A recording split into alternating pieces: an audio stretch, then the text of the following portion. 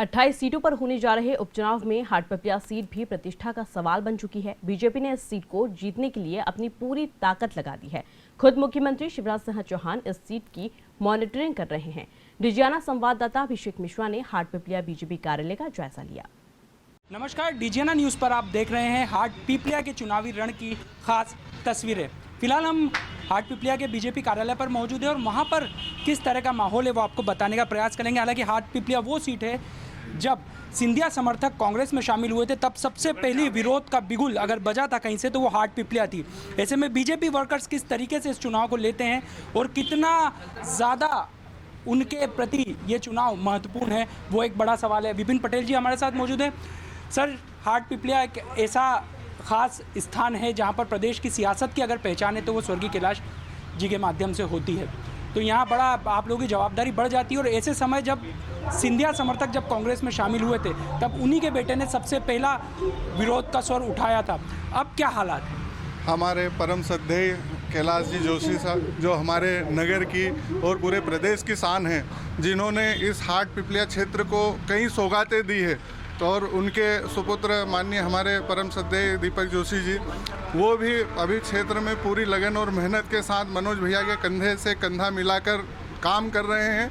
क्षेत्र में उनके द्वारा जो सौगातें दी गई थी, कुछ चीज़ें अधूरी रह गई थी, वो आज हम मनोज भैया के नेतृत्व में उनको पूर्ण करने जा रहे हैं। युवाओं में जोश है, बुजुर्गों का विश्वास है, मनोज भैया के साथ हर वर्ग हर व्यक्ति उनकी सादगी से बिल्कुल मोहित है और आने वाले चुनाव में जनता उनके विश्वास पर खरा उतरेगी। 3 तारीख को मनोज भैया को भारी बहुमत से विजय आशीर्वाद देगी।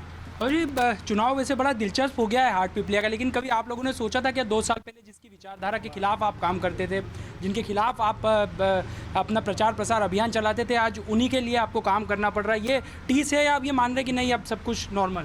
नहीं, ऐसा कुछ भी नहीं है। भारतीय जनता पार्टी कार्यकर्ता आधारित पार्टी है और पार्टी के सिंबल पे जो भी लड़ता है उसे हमारे पार्टी के कार्यकर्ता पूरी तरीके से मानते हैं। और आज मनोज चौधरी हमारे भारतीय जनता पार्टी परिवार के सदस्य हैं और हम सब कार्यकर्ता बड़ी लगन से लगे हैं और निश्चित रूप से मनोज जी चौधरी जीतेंगे। और किसी भी प्रकार की कार्यकर्ताओं को न तो कोई टीस है और न ही कोई किसी प्रकार की नाराज़गी है। पूरे देवास जिले के और हाटपिपलिया विधानसभा क्षेत्र का एक कार्यकर्ता उनको विजय श्री दिलाने में लगा है और निश्चित रूप से मनोज चौधरी चुनाव जीतेंगे। सर, विकास का मुद्दा कितना महत्वपूर्ण है यहाँ?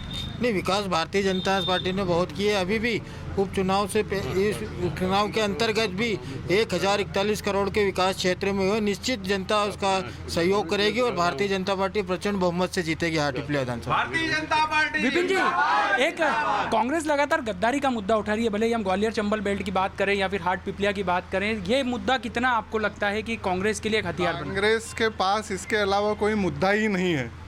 गद्दारी तो उन्होंने प्रदेश की जनता के साथ की है, जो उन्होंने वादे किए थे। कर्ज माफ़ी वाला मुद्दा है, किसान आंदोलन वाला मुद्दा है, या अन्य कई मुद्दे हैं क्षेत्र के विकास के लिए। नेवरी चापड़ा रोड, इस रोड के जो हमारे पूर्व मंत्री लोक निर्माण मंत्री जी हैं, उन्होंने इस रोड के लिए मनोज भैया ने अथक प्रयास किए। बार कांग्रेस में रहते कांग्रेस में भी रहते हुए प्रयास किए, लेकिन उन्होंने मनोज भैया की बढ़ती लोकप्रियता को मद्देनज़र रखते हुए बार बार उनको कार्य नहीं करने दिया और यहाँ की जनता इन समस्याओं से हमेशा जूझती रही।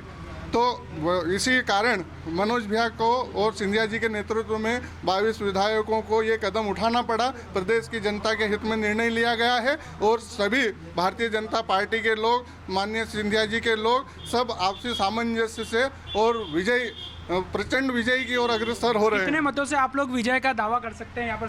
30 हजार वोट से मनोज भैया की विजय होगी और ये जीत ऐतिहासिक होगी। 30,000 प्लस ही होगी। तो आप तस्वीरें देख सकते हैं कि किस तरह से जोश में दिखाई दे रहे हैं बीजेपी वर्कर्स। हालांकि यहाँ पर सबसे पहले विरोध का बिगुल बजा था, लेकिन उसके बाद कार्यकर्ताओं की बात पर यकीन माने तो कहीं ना कहीं माहौल जो है वो बीजेपी के पक्ष में है। और जिस तरह की बात की जा रही थी कि कहीं भीतरघात हो सकता है, उससे फिलहाल वर्कर्स इंतजार कर रहे हैं। लेकिन जो भी हो, अब नतीजा 10 तारीख को जब सामने आएगा तो पता लगेगा कि आखिर किसकी बात में कितना वजन है।